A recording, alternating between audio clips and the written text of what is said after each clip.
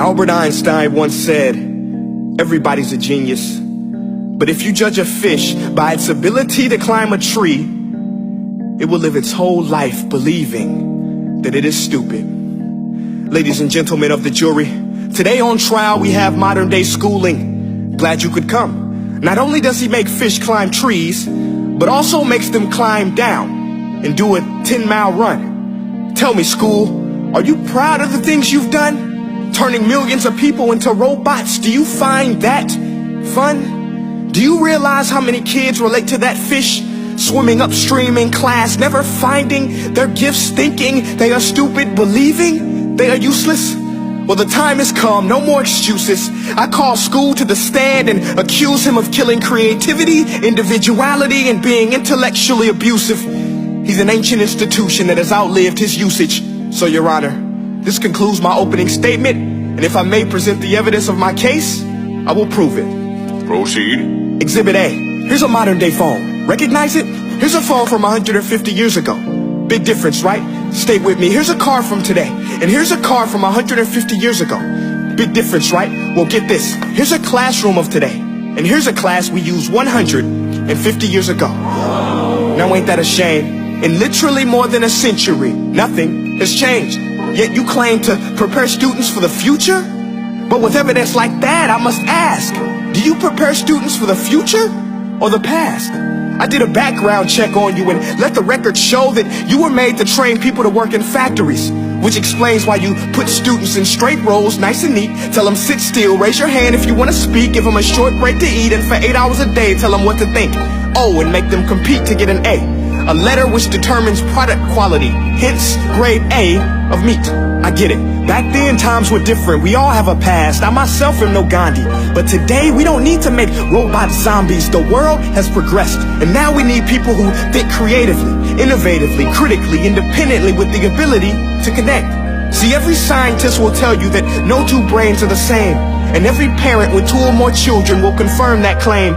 So please explain why you treat students like cookie cutter frames or snapback hats, giving them this one-size-fits-all crap. Watch your language. Sorry, Your Honor, but if a doctor prescribed the exact same medicine to all of his patients, the results will be tragic. So many people will get sick, yet when it comes to school, this is exactly what happens. This educational malpractice, where one teacher stands in front of 20 kids, each one having different strengths, different needs, different gifts, different dreams, and you teach the same thing the same way?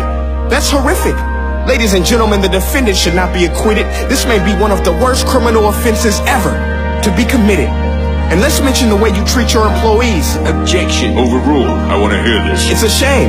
I mean, teachers have the most important job on the planet, yet they're underpaid? No wonder so many students are short-changed. Let's be honest.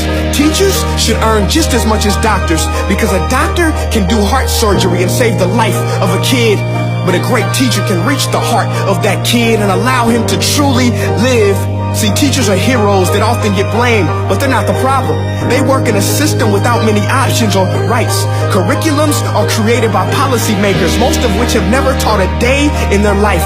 Just obsessed with standardized tests. They think bubbling in a multiple choice question will determine success. That's outlandish. In fact, these tests are too crude to be used and should be abandoned, but don't take my word for it. Take Frederick J. Kelly, the man who invented standardized testing, who said, and I quote, "These tests are too crude to be used and should be abandoned." Ladies and gentlemen of the jury, if we continue down this road, the results will be lethal. I don't have much faith in school, but I do have faith in people. And if we can customize healthcare, cars, and Facebook pages, then it is our duty to do the same for education, to upgrade it, change it, do away with school spirit, because that's useless. Unless we're working to bring the spirit out of each and every student, that should be our task. No more Common Core. Instead, let's reach the core of every heart in every class. Sure, math is important, but no more than art or dance. Let's give every gift an equal chance. I know this sounds like a dream, but countries like Finland are doing impressive things. They have shorter school days. Teachers make a decent wage. Homework is non-existent, and they focus on collaboration instead of competition. But here's the kicker, boys and girls. Their educational system outperforms every other country in the world. Other places like Singapore are succeeding rapidly. Schools like Montessori, programs like Khan Academy. There is no single solution, but let's get moving. Because while students may be 20% of our population, they are 100% of our future. So let's attend to their dreams, and there's no telling what we can achieve. This is a world in which I believe, a world where fish are no longer forced to climb trees.